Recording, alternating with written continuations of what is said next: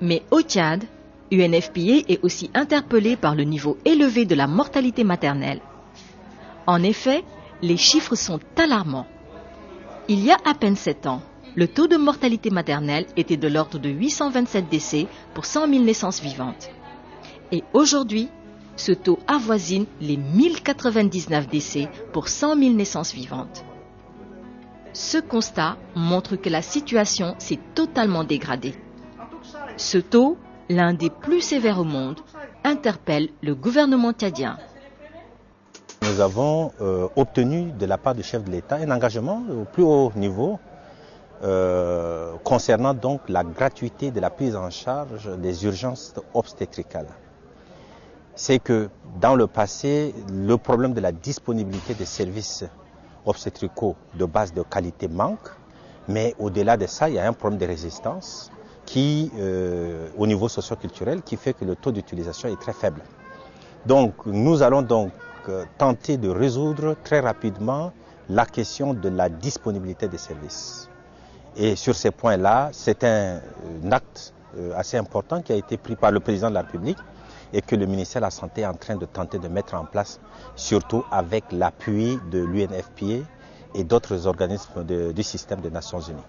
Nous l'avons bien compris et nous nous sommes approchés donc, des différents partenaires à la demande du gouvernement, du ministère de la Santé, et nous avons appuyé ce pays à organiser conformément à la décision qui a été prise donc, de doter les pays africains d'instruments de coordination de la lutte contre la mortalité maternelle, qu'on a appelé ici et là des feuilles de route.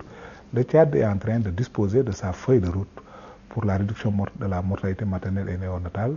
Et je dois dire que dans ce processus, UNFPA a joué un rôle de chef de file, d'aiguillon avec les autres acteurs pour assurer qu'une estimation claire des besoins du Tchad soit faite sur la base d'une analyse commune de la situation de la santé. Pendant que la feuille de route se définissait, UNFPA a soutenu plusieurs consultations entre le ministère de la Santé et ses partenaires du développement présents au Tchad pour la mise en place de la stratégie et faire face aux problèmes clés tels l'accès aux soins en matière de santé maternelle, la prévention et la prise en charge des fistules qui est un problème majeur au Tchad.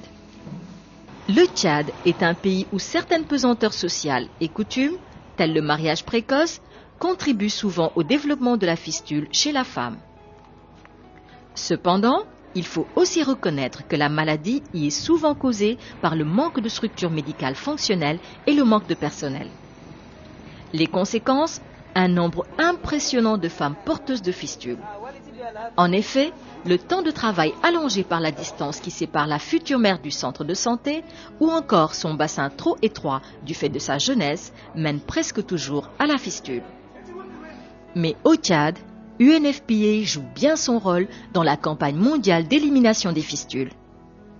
En décembre 2007, le Fonds des Nations Unies pour la population a organisé dans l'est du pays, à Abéché, en collaboration avec le ministère de la Santé, une campagne de réparation des fistules. 75 femmes ont été opérées. Cette campagne avait enregistré 90% de succès.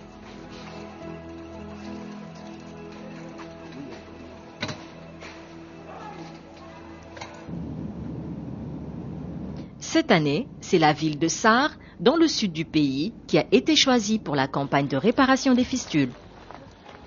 C'est une forte délégation composée du ministre de l'Action sociale, de celui de la Santé et des partenaires au développement, comme le représentant de UNFPA, la coordinatrice de l'ONU-SIDA, le représentant de l'OMS et des membres de la mission des Nations Unies pour la République centrafricaine et le Tchad, la MINURCAT, qui a atterri ce matin du 24 novembre 2008 au petit aérodrome de Sarre.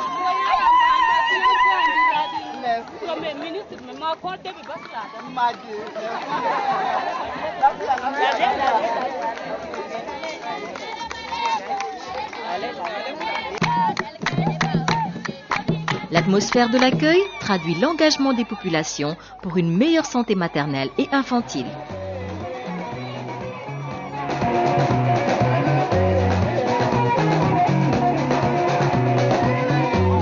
Les habitants de Sarre venus nombreux à l'accueil, ont aussi rempli la salle de la Maison de la Culture pour y recueillir les messages des visiteurs et en particulier celle de la première dame du pays, représentée par Madame le ministre de l'Action sociale.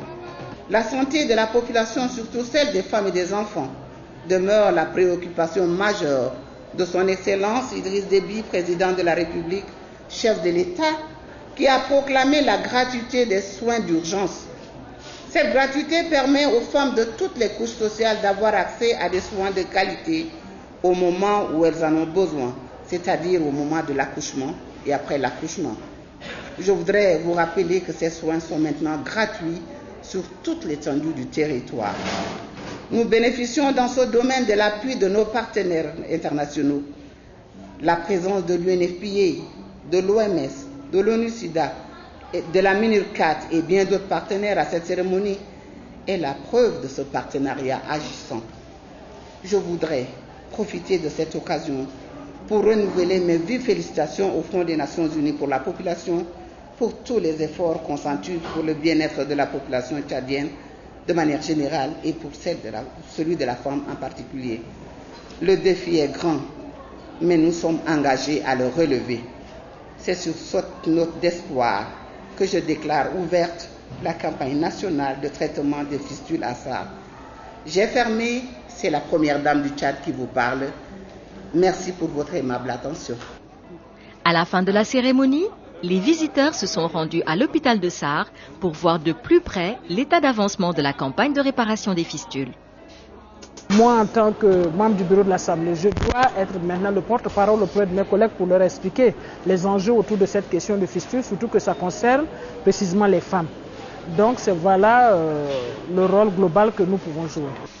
En fait, cela faisait déjà plusieurs jours que la campagne de réparation des fistules avait démarré ici à SAR. C'est le docteur Mahamad Koyalta, coordonnateur du projet Fistule, qui mène les opérations à la tête d'une équipe dynamique et efficace. Avec plusieurs femmes opérées avec succès par jour, le docteur Koyalta et son équipe ont rendu la vie et l'espoir à ces femmes qui, la plupart du temps, ont senti leur vie bloquée, sans issue. Le silence de la salle d'opération est lourd et ces hommes masqués qui se penchent sur les patientes sont étranges. Mais la femme porteuse de fistules comprend au fond d'elle-même que c'est l'unique moyen de recouvrer la santé et la dignité. Nous pensons que par la démonstration, on peut montrer qu'il est possible de réparer. Nous voudrions aussi que les gens, du fait de la bonne connaissance qu'ils auront maintenant de la fistule et de ses ravages, puissent essayer aussi de s'engager dans cette lutte qui dépend pour beaucoup de nos comportements. La confiance revenue, davantage de femmes sont sorties de l'ombre pour bénéficier du traitement. Ainsi, la campagne 2008 a dû être prolongée pour la prise en charge de 50 cas en plus des 75 prévus. Une opération réussie pour un total de 125 femmes. Ces femmes ont retrouvé le sourire et le docteur Koyalta est satisfait de ces résultats. Vraiment, c'est une grande satisfaction. C'est une chirurgie dont le résultat est immédiat parce que c'est des femmes qui sont déboussolées.